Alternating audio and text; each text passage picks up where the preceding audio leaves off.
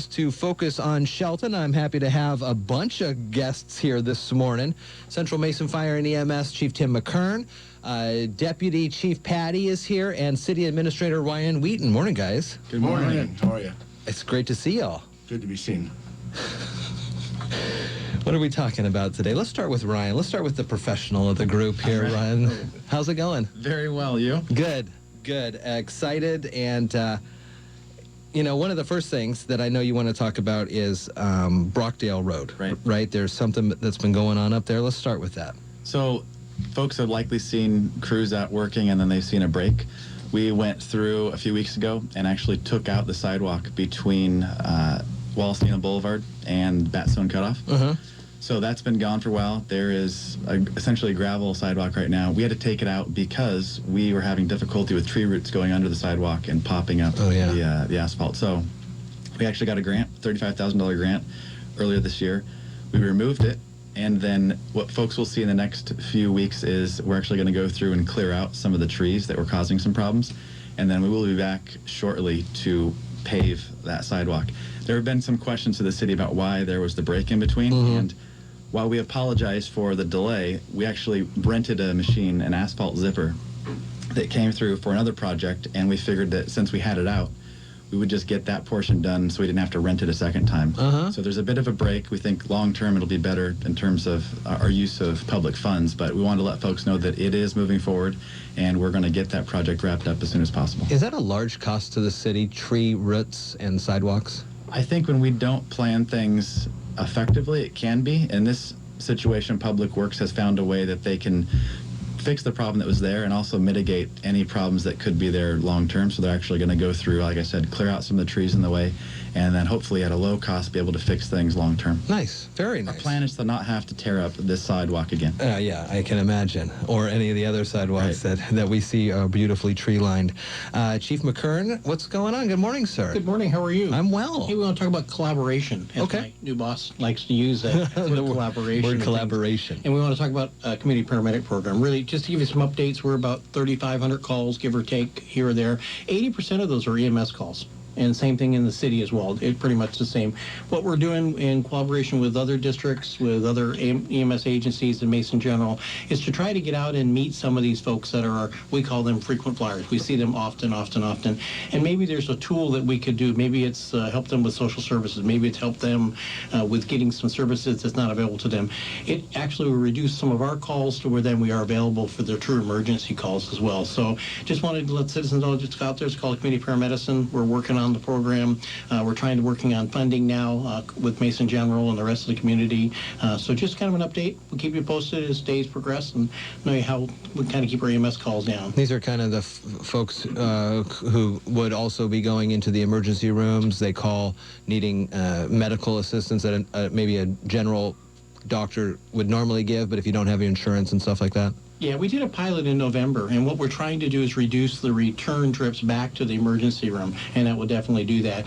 We saw somewhere in the neighborhoods around 20 of the 40 or so that got discharged 48 hours post, and the system worked. The people that were out there were excited. They thought that was a great way to do that. So now, of course, funding is always a mechanism, we know, with grants, and so we'll keep you posted on the community paramedic program. That's a real good one then. Labor Day holiday this weekend.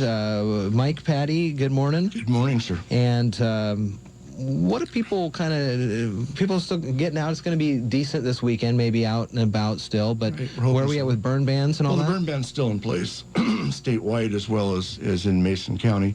So we're hoping that as people go out for the last weekend of the summertime season, that even though we've had some rain and it's cooled down significantly, that they go out with their camping and campfires, that they're still using common sense and keeping them within reason. The burn ban is in place, and in Mason County, the Mason County chiefs have decided that we are allowing folks to continue using their backyard and campground recreational campfires, so they can do their hot dog roasts and their marshmallows and s'mores. Because we've determined by looking at the trends in the data over the past few years that hasn't been our problem in Mason County. It's been the folks that have burnt their debris piles and their stump piles that have gotten away and caused the big portion of our problems in the county. So we still get the calls for the quote-unquote illegal burns, and we will go out there, and if people are having their kids and their grandkids in the backyard and they're roasting their hot dogs and their marshmallows, and they're attentive to it, and they've got everything in place, and they're following the guidelines of both the city of Shelton and Mason County, we're going to tell them, have a great day, keep doing what they're doing.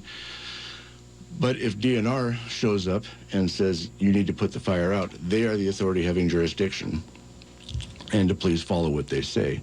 Now, in the city of Shelton, we have had a ban on all burning except recreational burning for the past few years. There again, with the exception of recreational burning. There's a difference between recreational burning and burning debris. If you cut down limbs or you have leaves, that's still prohibitive materials.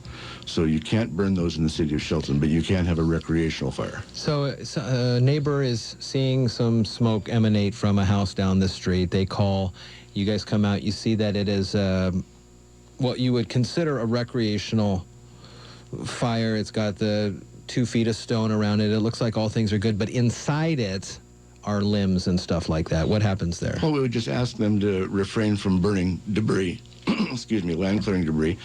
The regulations in the city clearly state it's got to be, firewood or even charcoal briquettes are allowed, but not tree limbs, not construction debris, certainly not tires or roofing materials, things like that. It's pretty tight as far as what can be burnt for recreational fires in the city of Shelton. And then at the end of that call, would you go to the person who made the call and explain what was going on? If they ask for it. Normally just seeing us pull up and making contact is enough for those folks. Okay. That they're happy with that. Very good. So people need to be advised on that for this Labor Day. Anything else that we need to cover this morning? Just asking folks, if it's okay with my two bosses here, just asking folks to, as we always do, just to remain vigilant, looking for, as they travel, looking for any signs of smoke. We're talking with Jerry as we came in this morning, and she was watching people as she came in, throwing cigarettes out their window or seeing smoke in the horizon, or seeing what they, seeing smoke coming out of woods area. If they see it, please report it early and immediately, so we can get a good head start on any fires that may start. If we can get a hold of them early, it just keeps our efforts to a minimum as soon as we can. That's still littering, too, for throwing cigarettes out, right? Exactly.